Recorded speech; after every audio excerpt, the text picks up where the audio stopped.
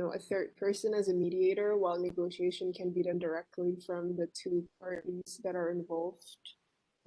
So there is a neutral third party. Very good, Bita. What else? But I have a quick question though. Mm, mm. Remember the video from, sorry, I forgot the name of the person last week that you gave us, William Ury? yeah, the very good video. Mm-hmm. Was I correct on assuming that he was focusing on like the tactics of negotiation, but his job was basically to be the third person that we usually call a mediator? Yeah, yes. So he is a mediator, but also he is a negotiator, right? Because like a person, an experienced mediator can also be appointed as negotiator. Do you understand what I'm saying? So it's exactly what you just said. So when you are a mediator, you don't take any sides. You are a neutral third party. But when you're negotiating, when you're a negotiator, you immediately stand on one side. You're negotiating for someone. Yeah. So you're not neutral. Yeah. Okay. Yeah. Yeah. So you can do both roles in the same case.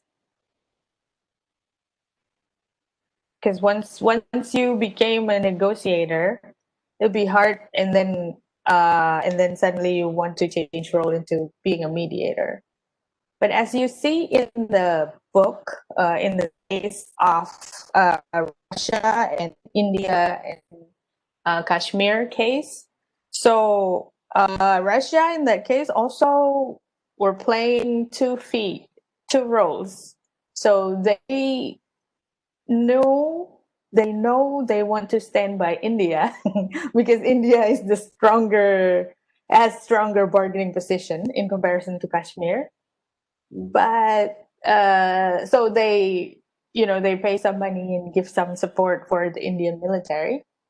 But on the other hand, they also feel like they want to have peace in that area in order for their investment in India to flourish.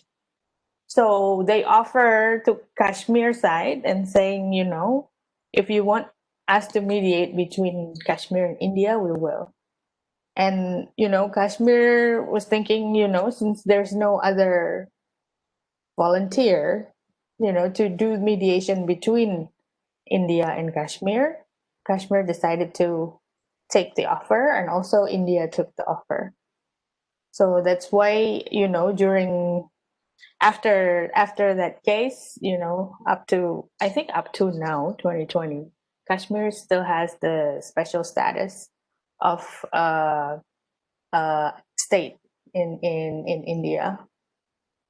So yeah, so there is a possibility also to do both roles in one specific case, but your position need to be very strong. In this case, it was Russia. Russia is a superpower country, and and it's between India and a non-state entity at that time, which was Kashmir. Okay, so we continue. Yes? No? Okay. Yes. Okay. So what are the keys of mediator? What is the key? Like if there's one key for mediation process, the one and only key would be trust, right? Because it will then lays foundation for every other things that goes within the mediation process. Because they need to trust each other, right? They need to trust the mediator. They need to solve the problem. They need to open all the cards, not covering anything, any truth, right? No deceits. And most importantly, not imposing on legal rules. So once you said, okay, we're going to do this mediation process, you sort of say, we're willing to let go of, legal rules that binds, both parties. So like the doctrines that we famously say in international tribunals could easily be ignored in the mediation process, because that's what the parties are consented to. Okay, so far everybody understood? All right. uh so these are the roles of mediators, right? First, you have to be neutral. You help parties identify and reach their goals. You're not imposing any decision. And you make both parties reach an agreement. And if the agreement is not reached, both parties are free to, continue to other venues, right? They can sue each other, they can go to war, or whatever. It's outside. It's outside the mediation processes. And then the mediator also do not determine who's right and who's wrong, but locking on a common goal. So their main objective is to work together toward something. Either it's peace, either it's, division of assets, whatever goals that they have, they already know that they need to reach it before they even started the process. So in the case that Anis is going to tell all of us later, the mediator, Cardinal, what's his name, Santori or something, like very Italian name. Yeah, but like probably he's not Italian. Most most of the cardinals in the Vatican have like Italian names, although they're not Italian. Anyway, well, I don't know that for sure. I was just guessing. but he was known as, a very bubbly person, very cheerful individual who makes everybody feels at ease. And but on the other hand, also has a good command of, achieving the goal. So that's how, the Beagle Argentinian case became such a success story. It, part of the success was because of the Pope has, uh, successfully assigned this person who has an expertise on mediation. In Indonesia, the one good mediator that we know, for example, all of you know Wakil Presiden Yusuf Kala, right?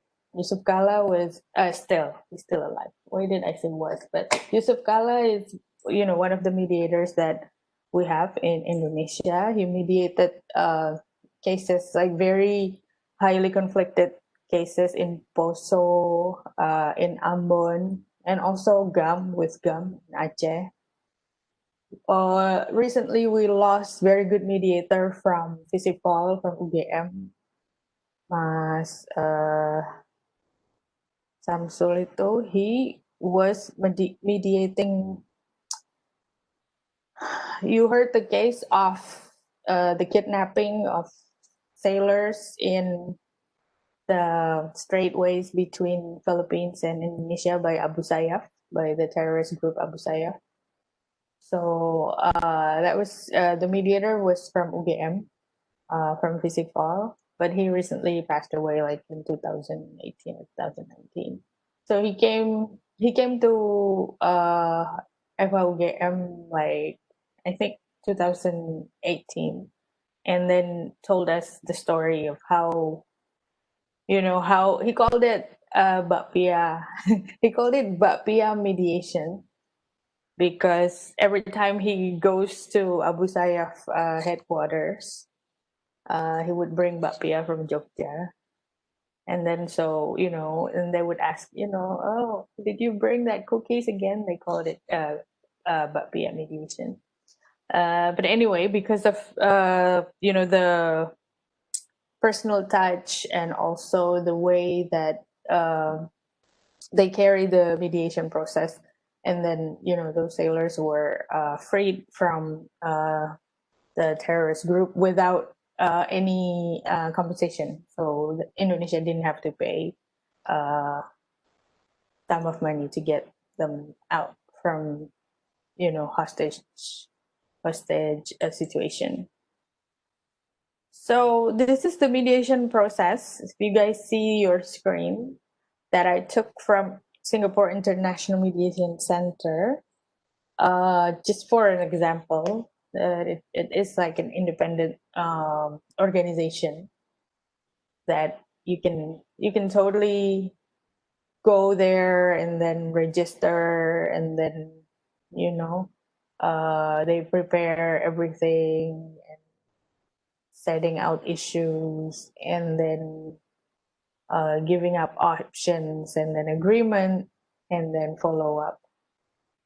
Right? It does look kind of easy when when you're looking at the figure here, but really it's probably not like that. So I went to their website and sort of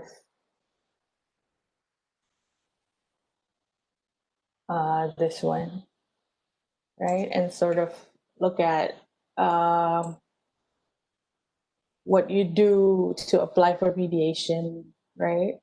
And then you can also see their fees, etc. here. So apparently you only have to pay like $250 to register for a registration fee, and then get your case registered. But from what I know, like retired judges in common law countries, Singapore, India, Malaysia, they get most of their income from mediation and arbitration, because then they get paid, plenty times more than when they were on the job. So my friends here who are judges, they're saying, if there's a possibility, I want to be a former judge. Like right away, without being a judge, they want to be a former judge, because then they will make good money from mediation and arbitration. Okay. Yeah, in Indonesia, it's not like that. Maybe because we have a different system in terms of common law and continental law. So our judges do not immediately go to mediation or arbitration after they retire.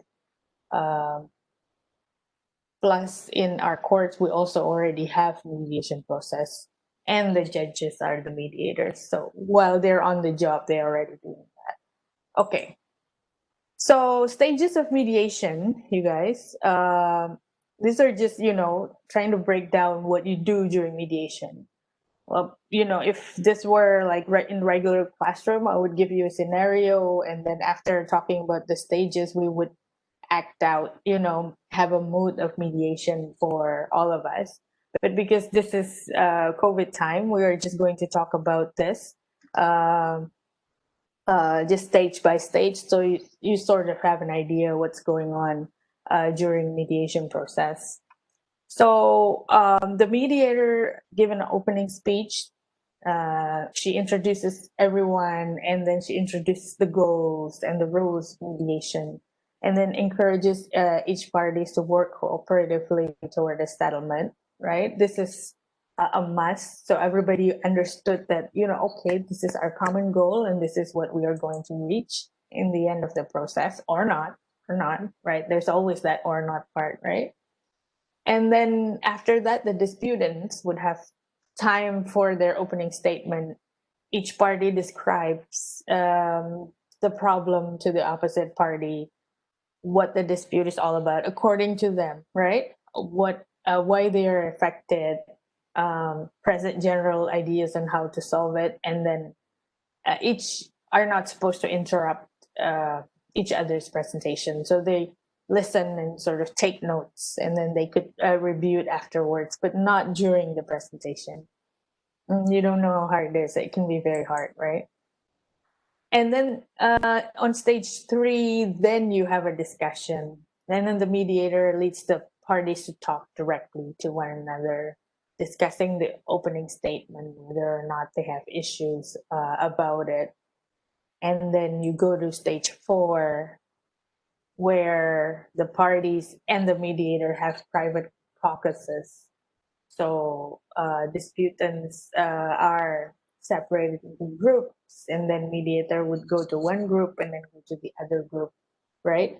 To discuss strengths and weaknesses of the options, to discuss ideas for settlements, options, right? And then afterwards they get together again to have a joint negotiation, and then they have closure, right? It's the end of mediation.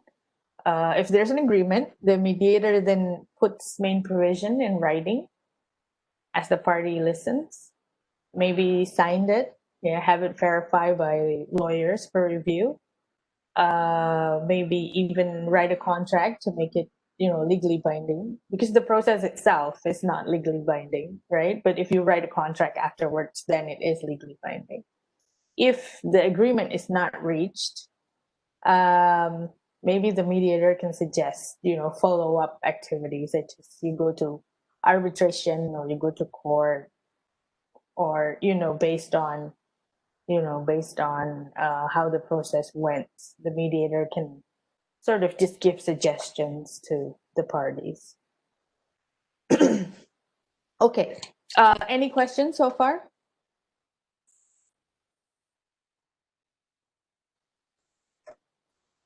Ma'am, I have a quick question. Mm-hmm. So, yes.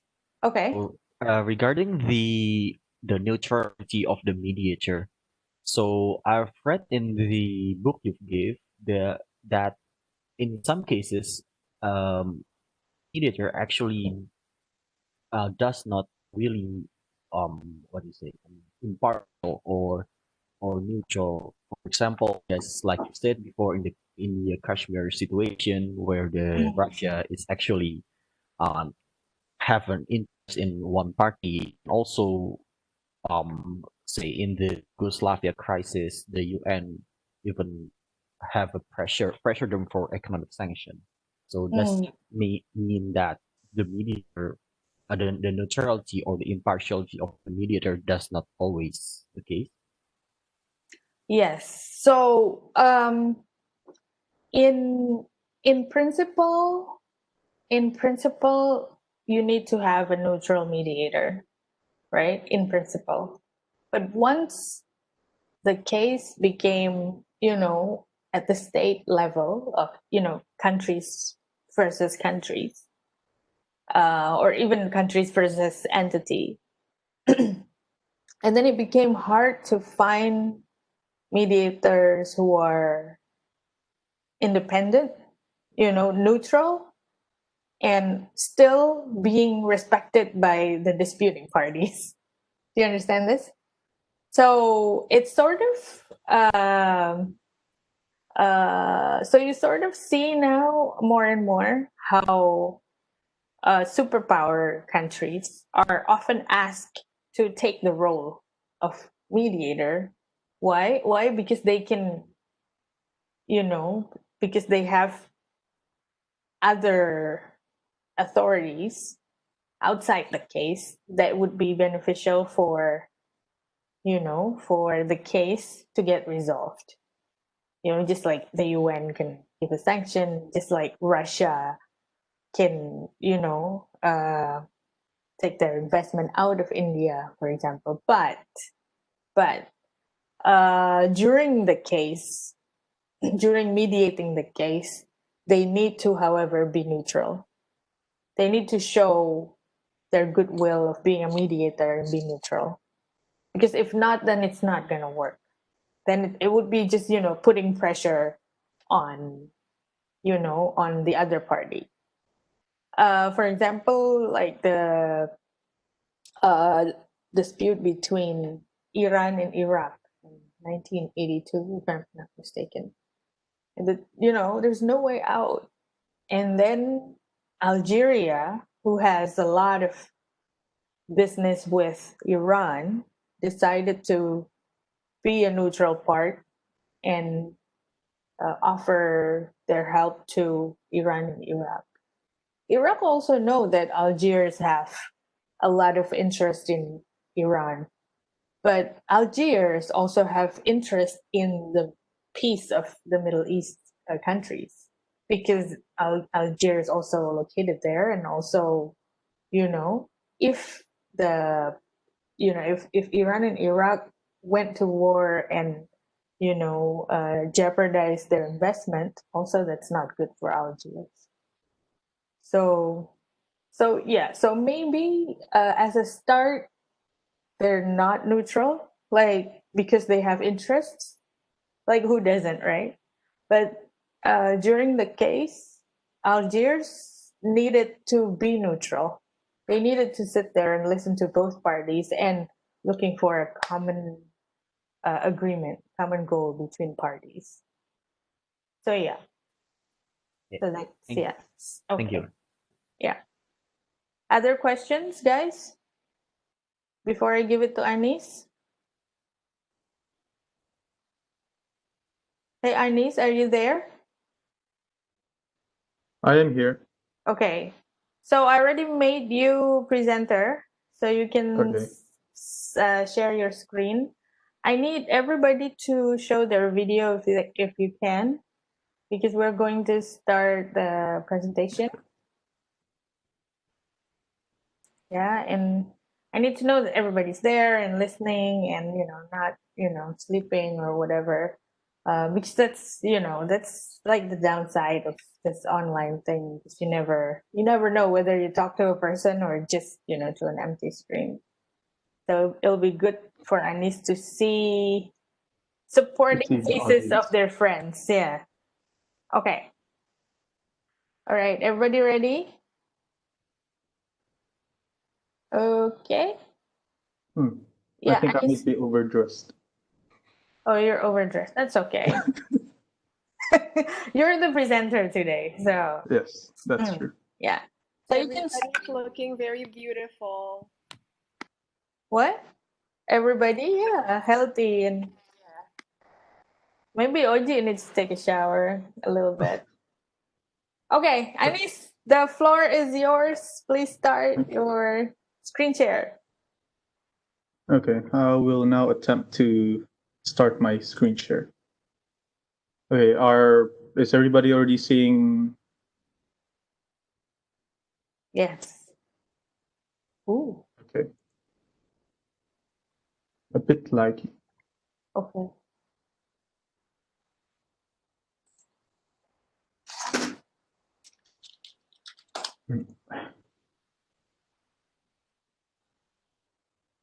Good. Can everybody see my PowerPoint? Yes. Okay. So good afternoon, Budinda and everyone. Welcome to my presentation. Today I'll be talking about mediation, specifically about the Beagle Channel conflict. So a bit about mediation. I was actually lucky enough to join 2 international competitions regarding mediation, one as the mediator and another as a negotiator mediated by professionals in Paris at the time. So I was actually very excited to learn more about how mediation between states would actually work, because most of these competitions were focusing more on the private sector. And after reading the book Linda suggested and reading other sources, to be frank, I was kind of disappointed about how they butchered my baby, mediation, on the international stage, because let me tell you, it was quite different from what I experienced in these competitions. Okay, so before going on to the case and mediation in the international between states, I'd actually like to quickly run down briefly about how is mediation practiced in the private sector. Well, Belinda actually has already explained quite well in her PowerPoint earlier most of the things I'd like to cover. So very briefly, mediation is a negotiation facilitated by a neutral third party. So yes, neutral means that one, the mediator does not have interest in the case itself. And second, the mediator does not usually give binding resolutions to the parties. The parties are the one who creates these resolutions and the options in order to reach an agreement. So in the private sector, there are usually two types of mediation, facilitative and evaluative. Facilitative is the one that you probably know mediation is like. No judgment, it's all about working together to achieve a goal, while evaluative is more on it's kind of like arbitration, but non-binding. So you take an expert of a field, and then they'll say, okay, this is my position. And then party B will say, okay, this is my position. And the mediator will actually give his evaluation on the case. So some mediators might consider this as not a mediation because it's more like a non-binding arbitration. Secondly, the mediator is impartial and has no interest in the result of the case, as I mentioned earlier. This is usually ensured through the upfront payment or ensured payment by both parties to the mediator. Because then, in any case, even if mediation fails, the mediator will still be paid and he can walk away happily. As you can see later in the case, this may not be the practice in the international field. Thirdly, mediation is confidential, which could be an interesting topic I would like to bring up later on. And fourthly, mediation is usually considered a cheaper option rather than going to court. This is why people like to go to mediation first, and then they'll try to see arbitration or court proceedings, because then it's a lot cheaper, it's a lot quicker, and especially for the cases of companies or private individuals, they would rather spend less than spending a lot of money to hire lawyers and going to courts. In essence, point 4 means that usually mediation is the first option states will go to, sorry, not states, but companies and private people will go to when they have a dispute. Now keep that in mind, because we will see that it's a bit different in the international field. So the background to the case, the Beagle Channel case, what is being fought over? Well, possessions of a chain of strategic islands between Lennox, Nueva, and there's another island which I can't see because it's covered by the Cisco app, but yeah, you can read it. It's strategically located in the eastern part of the Beagle Channel.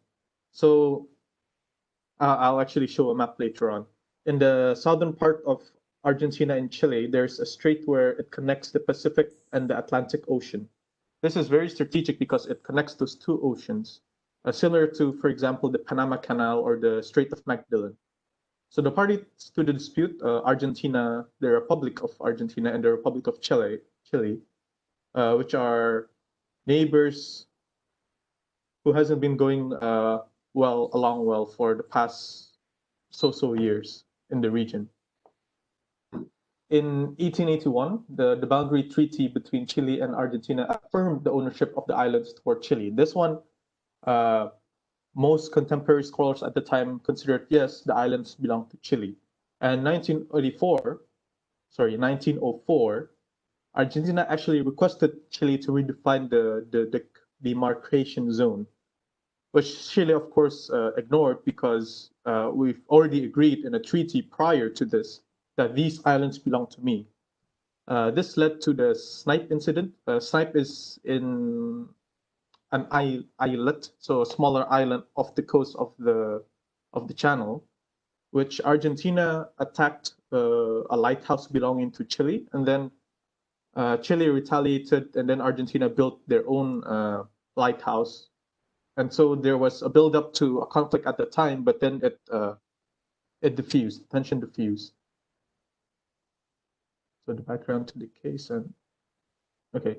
So if you can see here, the island of Picton, Lennox, and Nueva, At first, it was divided in the red zone, but then as time goes on, Argentina actually extended their own borders, and then Chile was, of course, perplexed and said, "Hey, what on earth, man? Why are you extending your own borders over the islands that we agreed which belongs to us?" Just to get a bit of an illustration of what they're fighting over. So the interest of the parties in the mediation. Most obviously, it's actually about the navigational rights between the Atlantic and the Pacific Ocean because it's very strategic.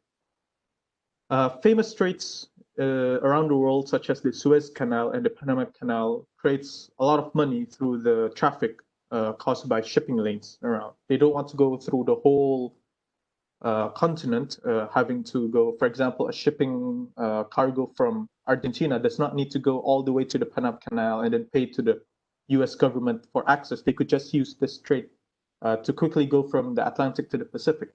But the problem was this was owned by Chile based on the agreement. Second is the possibility of oil in the surrounding islands. And of course, everybody wants oil, needs oil. Thirdly, fishing rights. And fourth is the Argentinian claim. So they claim that Argentina owns the strait, and then it continues eastward to the border, and then east end of the straits. And so basically they have access towards the strait based on the Argentinian claim.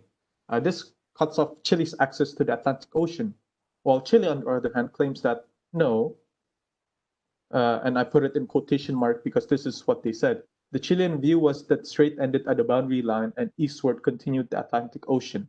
And so therefore Chile had access to the Atlantic and not just to the Pacific. And so of course they enjoyed the sole control of the strait themselves. So you have two different positions which are conflicting here. So before mediation, there was actually an arbitration process in 1997 selected from the judges of the ICJ, and it was under the supervision of the Queen of England at the time. And the panel ruled that the islands and all adjacent formations actually belong to Chile because, as seen in this quote or excerpt from the decision, there can be no doubt that in the immediate post-treaty period, that is, say from 1881 to at least 1887, Argentine cartography in general showed that this island is Chilean. There can be no doubt about that. Well, Argentina, the government, obviously was angry at the results, and so they rejected the ruling and forced Chile into negotiations. How? By using their military. And the situation reached its climax during the prepared invasion of Chile by Argentina, and was only diffused after the Pope himself, Pope John II, told them to, okay, maybe you should try mediation. So I find this kind of funny because you've screwed up very badly when you need holy intervention in order to settle your dispute, because this is quite literally divine intervention by the Pope himself. So that's the background to the dispute itself. Now, going to the applicable laws in the case, well, you could see the treaties that I've mentioned and then the Beagle Channel Award. And then there are some international treaties or protocols, if you might say, about mediation in the private sector. However, the ICC mediation rules only applies to private sectors. And then the UN Convention on Settlement Agreements about mediation, it's only new, and it also only applies to private sectors, so not to the actual states. So none of them are actually used. In the case of the three on top, the treaty and the Beagle Channel Award and the protocol itself, they're not used because in mediation, as Linda mentioned, you're not here to discuss the legal issues. So all of them are all out of the window. Now, for the two rules, the ICC mediation rules and the United Nations Convention on the mediation itself, it does not apply because these mediation conventions or rules only applies to the private actors, so not states. So there is no international law or convention, which I know of, that regulates how states act in the mediation sector. So yes, it's kind of perhaps a bit underdeveloped as compared to the other dispute mechanism in international law. Okay, so the analysis of the case. For the analysis, I actually want to compare about how you would experience mediation in the private sector and how would you experience it in the public sector as between states. So 4 points. First one is that the mediators in these kind of disputes are usually states or international organization. Okay, Audrey cannot turn on her camera. That's fine, as long as you are there. So this creates problems, of course, when you have mediators who are states, because as Podgy has asked earlier as well, this creates potentially biased mediators. And it's actually for the two reasons below that I put out. Mediation is a thankless effort. At least that's what the book mentioned to me. And I can see why. In the private sector, as I mentioned earlier, if you are a mediator, you would have upfront payment, and regardless if the dispute settles or not, you would still be paid. So you have absolutely no pressure to see the dispute settled amicably, or you have no interest at all. But in the case of states, most of the time, their reward or their possible, let's say, boon for settling a dispute is if they can settle dispute in a way which benefits them. For example, in the Falklands War, there was the book mentioned about the Falkland War between Argentina and the U.S. The U.S. wanted the mediation, or sorry, the dispute to end so that both of these people do not end up fighting each other, because they are the U.S. is allied to both Argentina in the OAS and to the UK in NATO.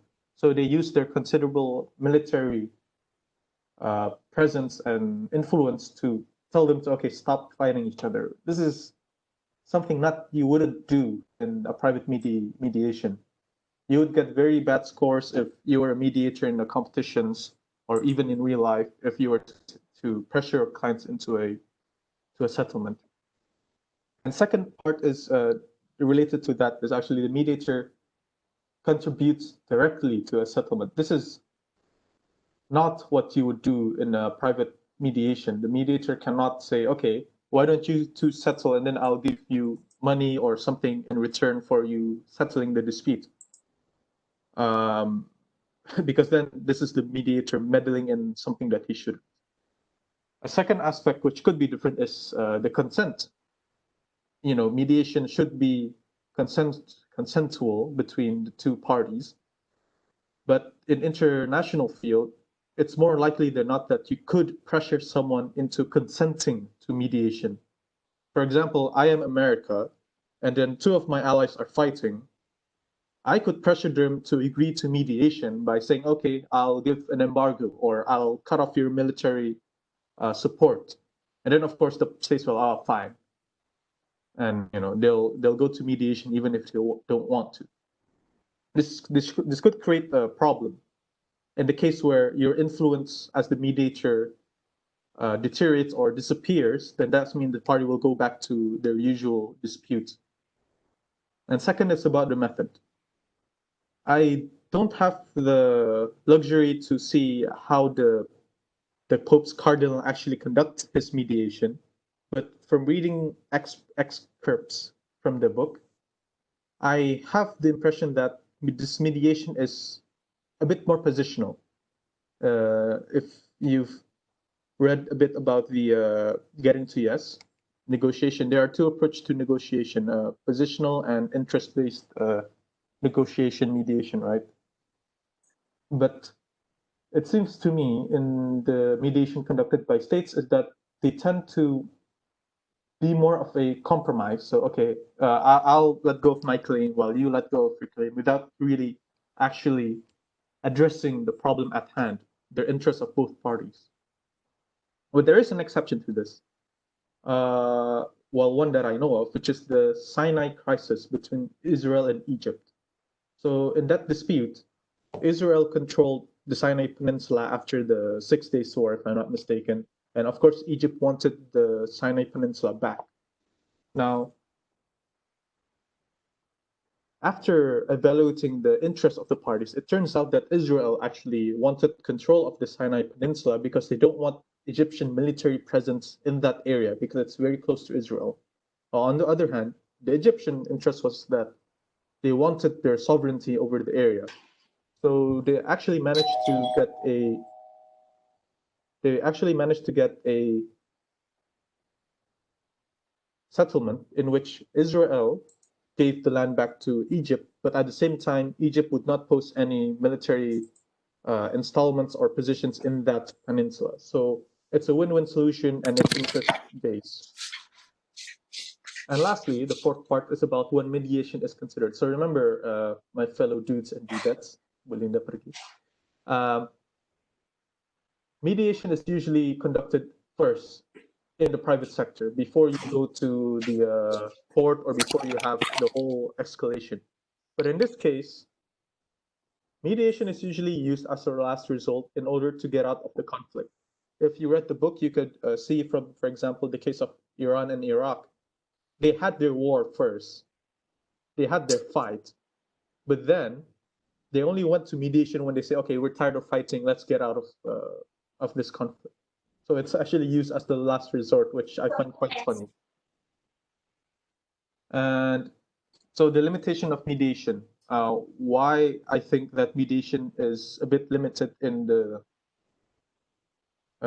international dispute mechanism. So first is, of course, the consent of both parties. When both parties consider themselves in the right and in a stronger position, for example, in the conflict between India and Pakistan over the Kashmir region, they don't want to go to mediation because they still believe they have a chance of winning the war. Same with the crisis of the Falklands between Argentina and the UK. Secondly, is a willing and able mediator. So even if the parties do want to mediate, who is going to be a willing and able mediator? So there's two considerations here. Is there any benefit to mediating as a mediator? What can you get out of the settlement that will be produced from the mediation? And secondly, could they risk a potential anger for one of the parties? So US, they have interests between Argentina and UK. If they screw up the mediation, potentially they could anger one of their important allies. So it makes them a bit reluctant perhaps in trying to mediate between the parties.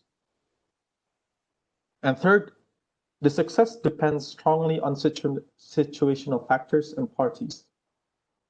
So what I mean is, when you're mediating as a state, there's a lot of considerations you have to, well, consider, as opposed to when you're mediating as an individual or a private person. Most notably, political backlash, and of course, the amount of pressure the mediator, in this case, the state, can exert on the parties.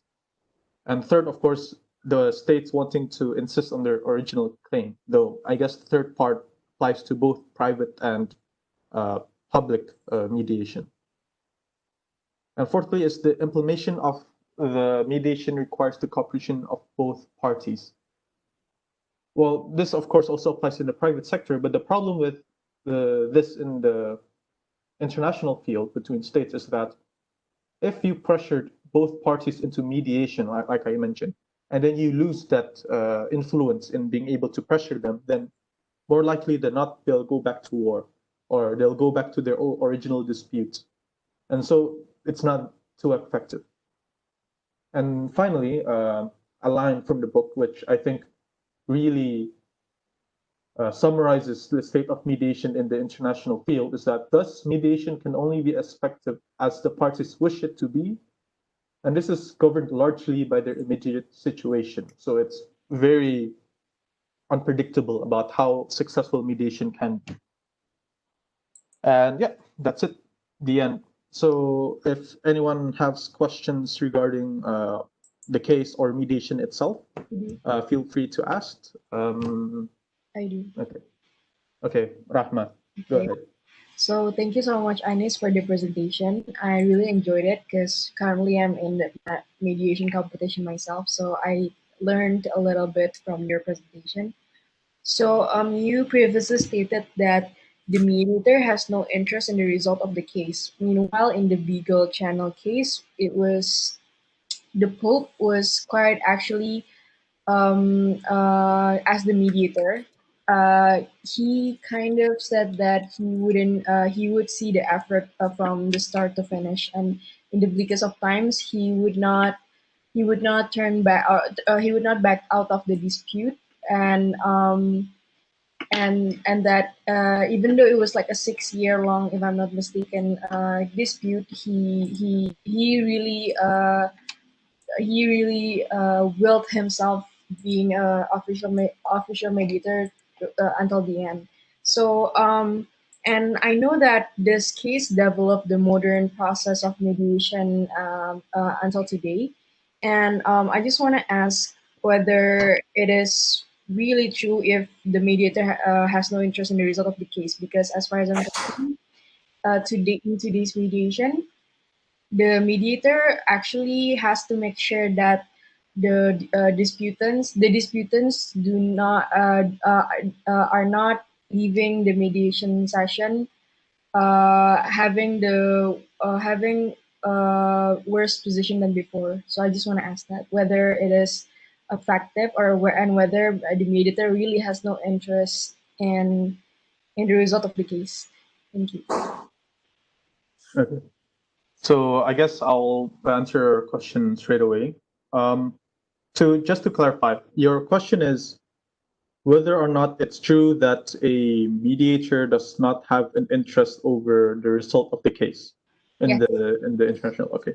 Yeah. So let me reemphasize. Maybe I wasn't clear enough in my presentation. I said that in the private sector, usually the mediator, or not usually, but the mediator must be neutral and have no interest over the case. So I mentioned that this is in the private sector, right? This is how they practice mediation in the private sector.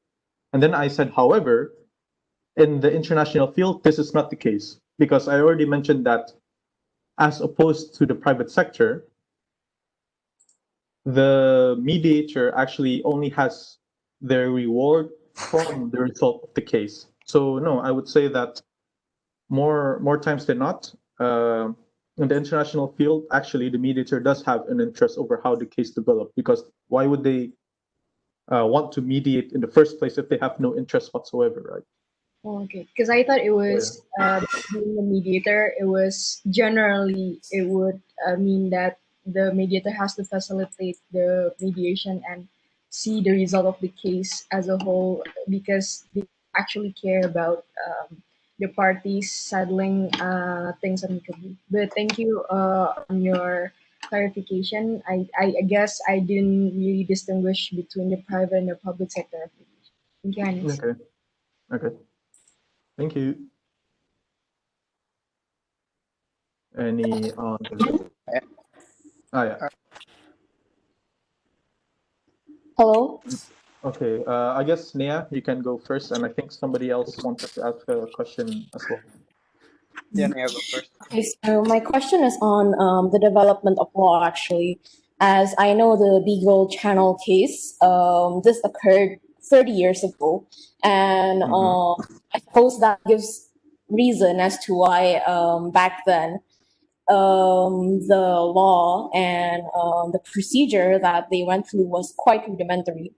I was wondering if over the past 30 years, if there is any development with regard to mediation procedure.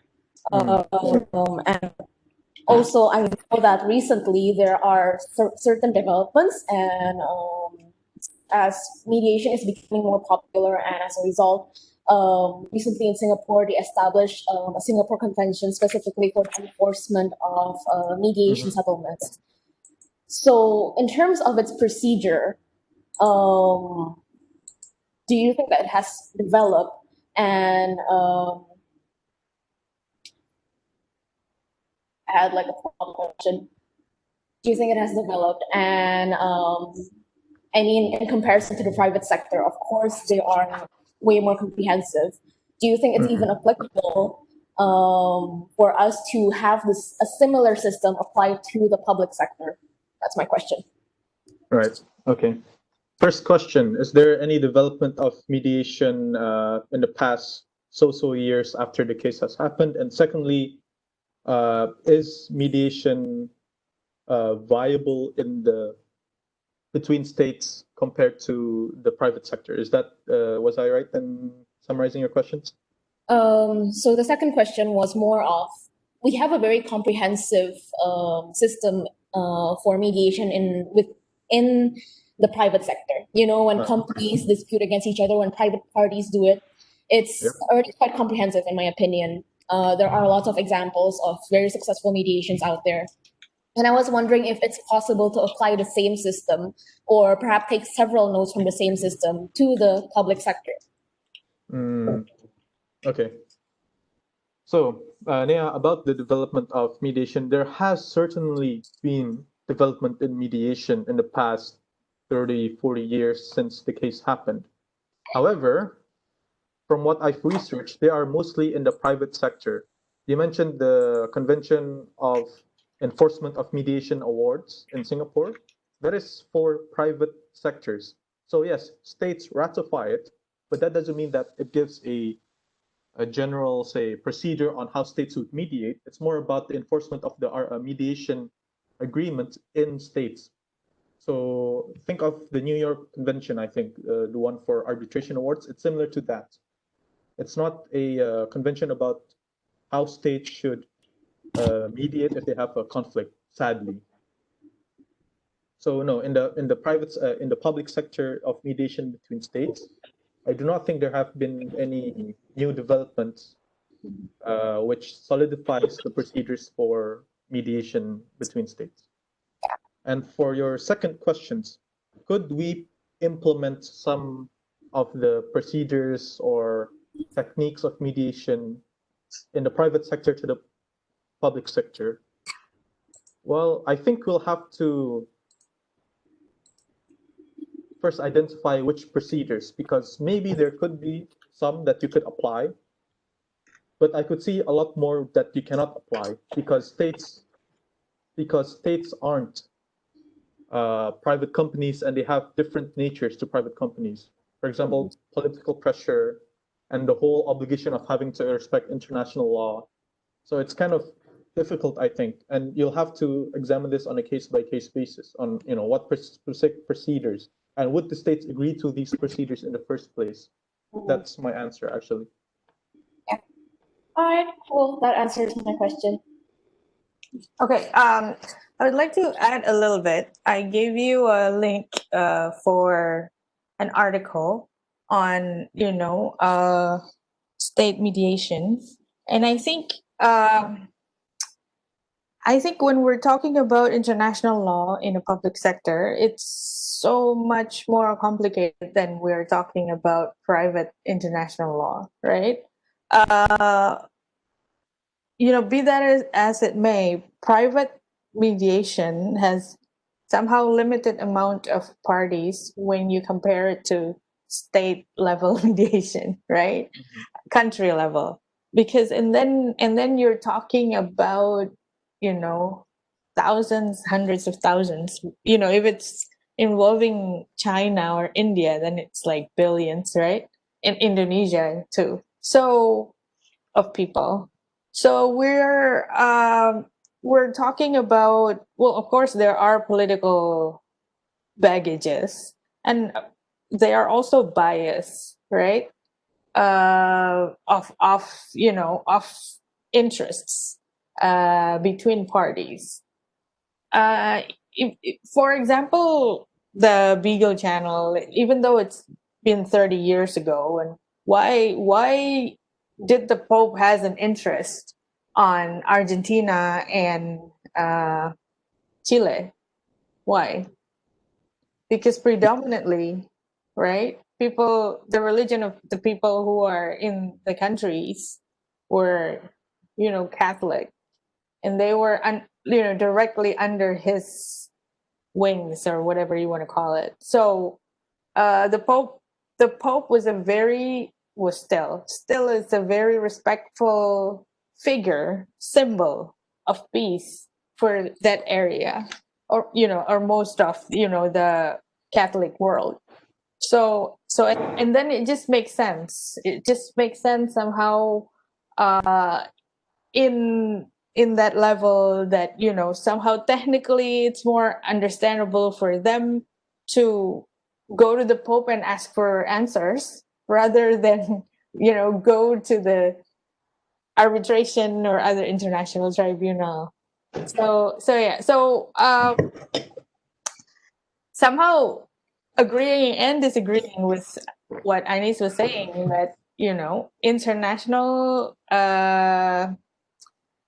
public international mediation is there's so much more in stake, so much so that somehow it became also very simplistic. Because if you're not pragmatic in state to state diplomacy, and then you won't get anywhere. And that is shown time after time after time, cases after cases, and again. What we're facing right now, currently, the trade war between China and the US, for example. Like, who is willing to become a mediator? Nobody, right? Why? Why do you think nobody came up and say, hey, US and China, let me, be mediating your case? Because nobody's gonna get any benefit out of it, right? And nobody has that charisma over there. Like, the symbolistic, like, even if the Pope come up and say, I will send this person to mediate between these two countries, I don't think people in China would care. Mm-hmm. Do you? Right? So there's also, aside from political, economical, security and other aspects, there's also this bias thing of psychological bias, religious bias, things that you also need to account it for. Just like what we're facing right now. So yes, it's somehow, you look at it, it's became so much simplistic than what we know in the private world. Oh yes, but it's somehow way more complicated than what you think it is. Right? Okay. Other questions? Can I ask? Sure, Oji, go ahead. Oh, Raka, yeah. Go ahead, Yeah. Raka. Yeah, I think it's actually a bit covered by Belinda and also a few questions said before, but I would like just to hear more on Anis' opinion, because the case shows an instance where faith-based international dispute resolution by means of intervention by Vatican to mediate is successful. However, as we can see, there are a lot of circumstances that's at play, and that in this case and in other cases as well, where mediator has a power to exert to make sure that they would follow, and sometimes it's also like a last resort, seeing that all of these like backdraw to it, so it's very circumstantial, and sometimes the mediator needs to help exert some power in order to make sure the parties can follow through. Do you think it's actually mediation in itself is an effective way to settle dispute between states? Okay, do I think mediation is an effective way to settle dispute between states? Yep. I think I'll go back to my earlier slide, if I could. No, I cannot. Yeah, point 5, Raka. Thus, mediation can only be as effective as the parties wish it to be, and this is governed largely by their immediate situation. So I can't say, like, yes, no, it is effective, it's not effective. It depends highly on the situation. And, Belinda already pointed out that in this case, the Pope was it was the obvious choice in order to mediate the dispute, and both parties did listen to the Pope his cardinal, because it just made sense, right?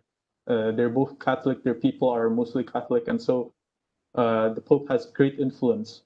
And in that sense, it makes it very effective.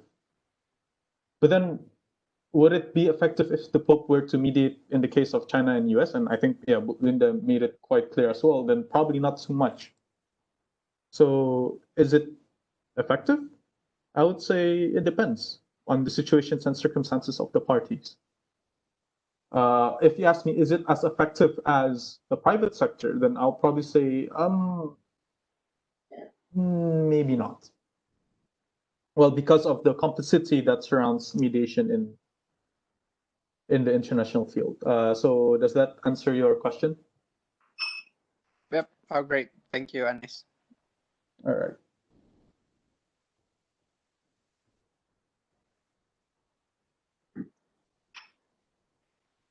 Any other questions? Somebody raised a hand. Who raised their hand? Oh, okay, go ahead. Sorry for the background music if you can hear it. But am I audible? Yes. Yep. So going on what Paco was saying about faith-based mediation or faith-based negotiation, I kind of just want to follow up. Like, I have a follow-up question to that, where to my understanding, the case, the Beagle channel case, because towards the mediation, after some time, is basically a change of the head of the mediation team into the Vatican secretary. And then he basically gave, to me, it sounded like an ultimatum of terminating the mediation if there was another rejection of like his proposal or his suggestion. Am I understand that correctly? Because like I don't really understand that part. Sorry, your question is So I I came don't to follow your understand question.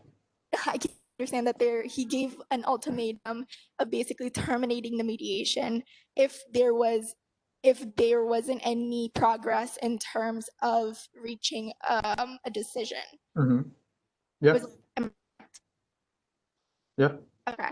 So now I kind of saw this as a coercive measure, this ultimatum. And I kind of want to know your opinion on basically oversteps the boundaries of neutrality. Thank you. That's it. Okay. In the private sector, I would say definitely yes. The mediator does have the right to terminate the mediation, but they're not allowed to use it. This is in the private sector, just to be clear. If you are a mediator, you have the right to terminate the mediation, but not because you're using it as a coercive measure so that the parties will settle, but more as you think it's no longer feasible to continue mediation, and so you'd like to terminate it. Now, I don't know the exact wording of how the secretary of the Pope used in the mediation, but if he said something similar along to what I said, perhaps he would say, I don't think we can go any further. This is the final proposal suggestion I have. If you cannot agree to this, then I guess I'm out. That's quite fine actually in the private sector sense, because the mediator does have the right to terminate the mediation if he sees that it's no longer feasible or the parties are not working together. However, if you use it in a way to force a settlement on them, in the private sector, that would be overstepping the boundaries. In the international sector, I guess fair game, because there are many cases, right, where the mediator does exert their influence to the Yeah, but settlement. the question, I think Balki's question was on the case, on the specific case that you were Yes. In this presenting. specific case. Yeah, not Especially on the. because We're not talking about private sector. You're talking Mm. about your case. especially Yeah. because especially because this time around it's not really the mediator actually proposed his own solution and basically saying that it's either you accept it or you reject it, but then if you reject it then I'm out. I think that's basically what he was saying. Yeah. Yeah. Well, like I said, there is. Would it overstep his boundary as a mediator?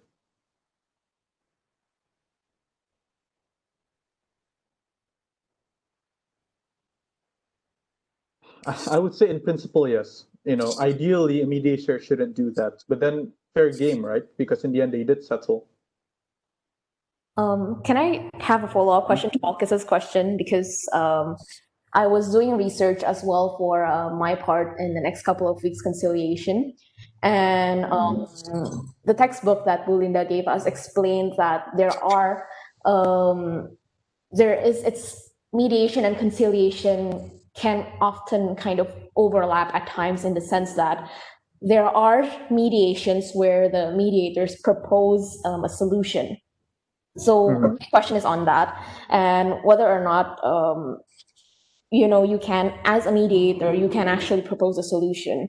And yeah, what's your opinion on it? Because I think Anis and Belinda, you're both you have a lot more knowledge on mediation and conciliation in comparison to me. So yeah, I'm interested in knowing more about that.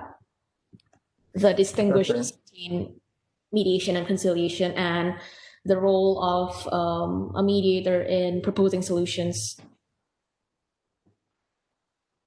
Well, I'm sorry, Naya, I don't think I know much about conciliation yet because I haven't read the chapter, so I can't make the comparison on that aspect. So, yeah. So, unfortunately, no, I'm not as an expert in conciliation as you might believe. But then, if you ask me, is a mediator allowed to give proposal? Was that the second part of your question? Yeah, that is essentially the core of my question. Sorry, it's confusing. Yeah, so yeah, it's allowed, both in the private and international sector, I would say. Even sometimes it is expected when the parties cannot move, because usually they would have negotiation first and then they would have mediation, right?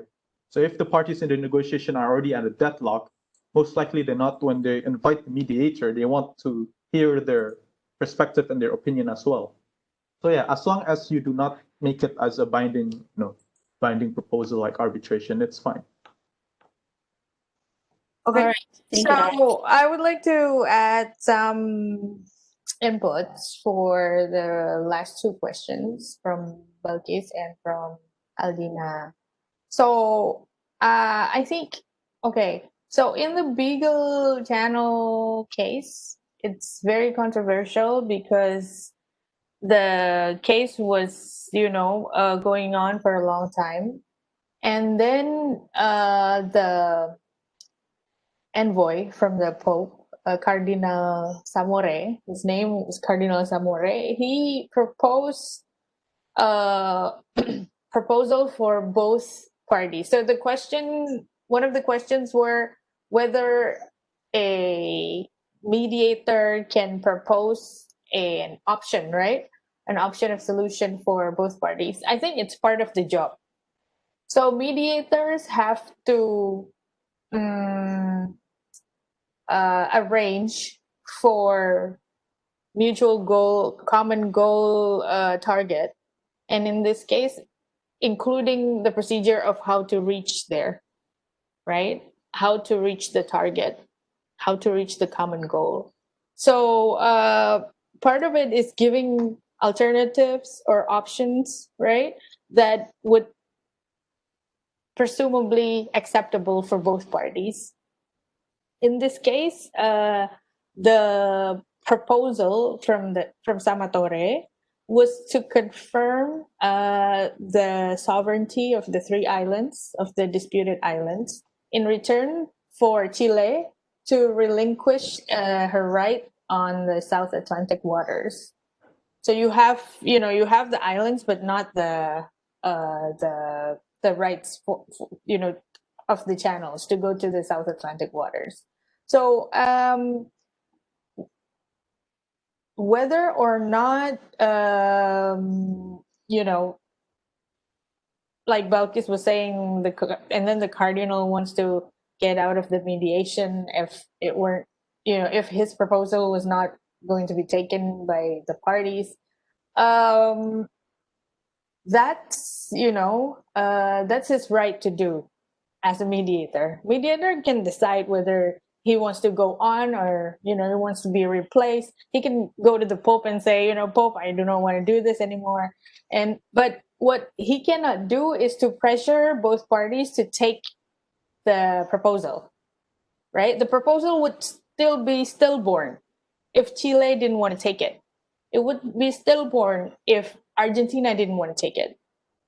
So he can end the mediation process, but he cannot, force his idea on the parties, right? So I think that's the key, though. He can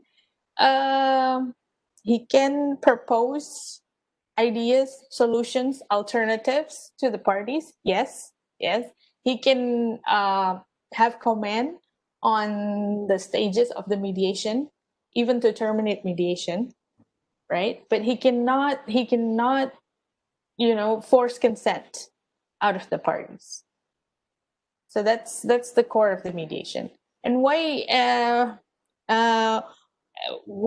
legal instruments does not take place in the mediation, because that's also another background of the mediation, and another, what we call it, pillars of the mediation, that it's based only on the consent of both parties, and disregarding even the legal rules. So even if there were arbitration award before that, and if both parties decided that they disregard it, then they can. So yeah. So it's that's why mediation, negotiation, is called as ADR, alternative dispute resolution. Why are they alternative? Because they are not the formal one. They are not the tribunals. They are not the court. They are consent between parties, agreement between parties. Sometimes these things are even more effective than the formal one, right? Like, you can read research after research on it, but you'll see that they are cheaper, they are simpler, they are faster sometimes, and less, nggak ribet gitu. Not like tribunal, for example. Like, we will talk about tribunal, we will talk about conciliation later, but that it will take longer time, and longer preparation, and very formal issuance of documents, etc.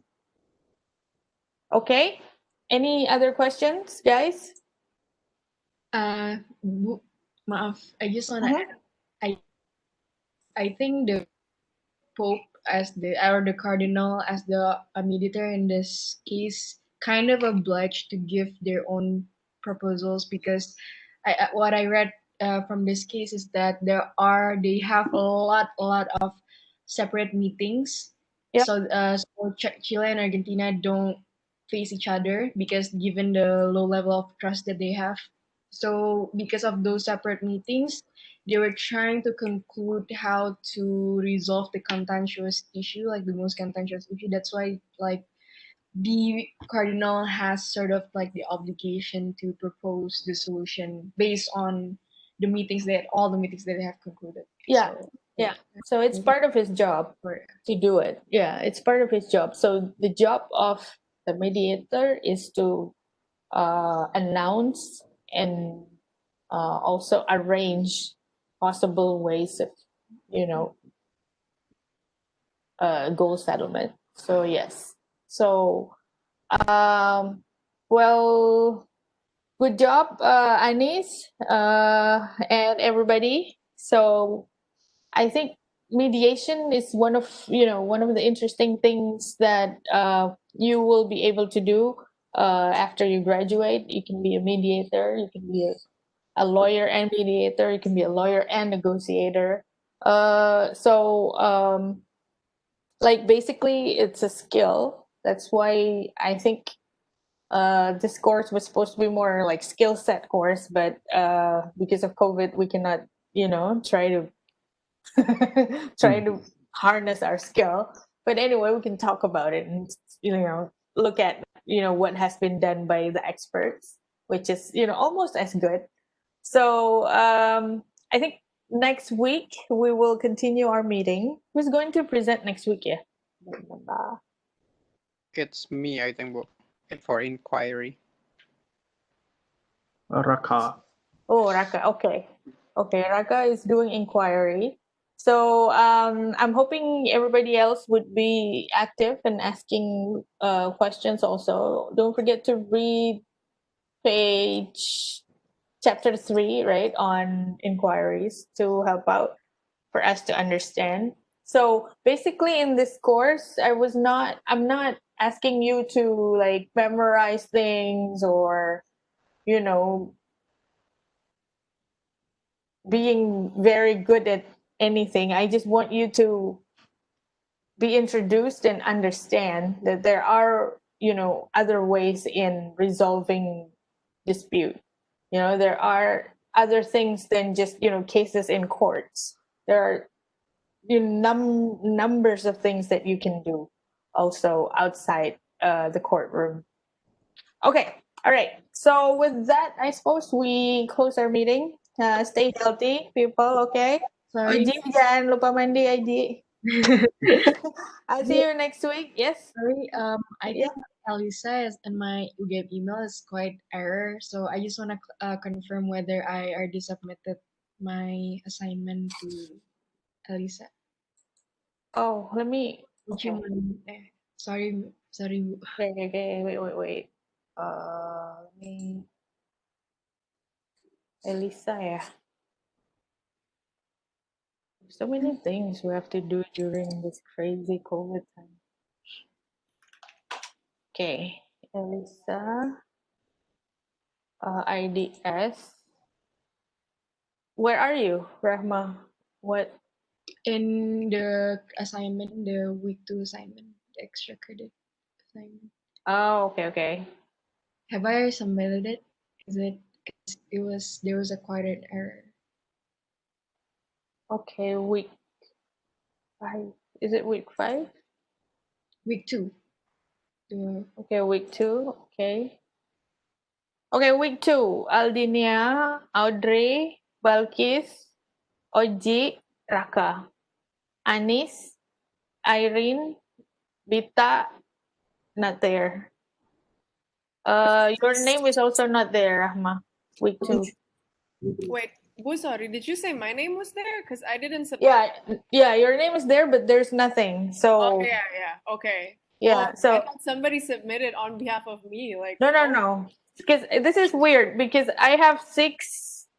No, I have 1, 2, 3, 4, 5. I have 5 files, but then there are 3 names without any files, and Rahma's name is not there.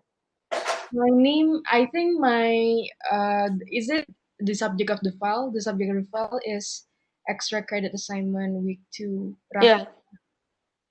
No, the subject of the file does not really matter as long as you upload it under the tugas thing. I did actually. Okay. Tugas for Yeah. week 2, right, Bu? Yeah, just for week 2, extra credit week 2. Okay. Right. So I have Aldinia, Audrey, Balkis, Farhan, Fauzi, which is Oji, and then Eka. Bu Linda, by the Yes. way, previously I've seen my name in the Telegram because I haven't submitted the, the topic for the presentation. But in fact, I have already done it in Elisa. So is it okay if I just switch with Dea? Because Dea wants the UN and I wants the arbitration topic. So can we just like switch? Yeah. As long as Dea is okay. Oh, Yeah. so much. Okay, right? It's consensual, Bu. Okay, all right. As long as you guys are fine, we're fine. So Rama, are you anggota? Are you a member of Elisa already? Yeah, I already submitted it. So, do you want me to Because you're not in my list. Maybe that's why you cannot upload your quiz. Tugas. Okay, I actually already uploaded it and tulisannya sekarang itu sedang dinilai. Tugas That's weird. Okay. Did I send you through email atau gimana, Bu? No lah. We'll wait. It takes time sometimes in Elisa, so maybe we'll wait till tomorrow. And you know how to contact me, right? Yes. Yeah, just contact me tomorrow and see whether there's some updates in Elisa. Okay. Thank you, Bu. Sorry, Bu, for the inconvenience. No. There's no problem. Any other questions, guys? If not, bye. Wassalamualaikum. Stay healthy. Thank you, Thank you, Bu. Bu. Yeah. Thank you. Kita Yeah. What?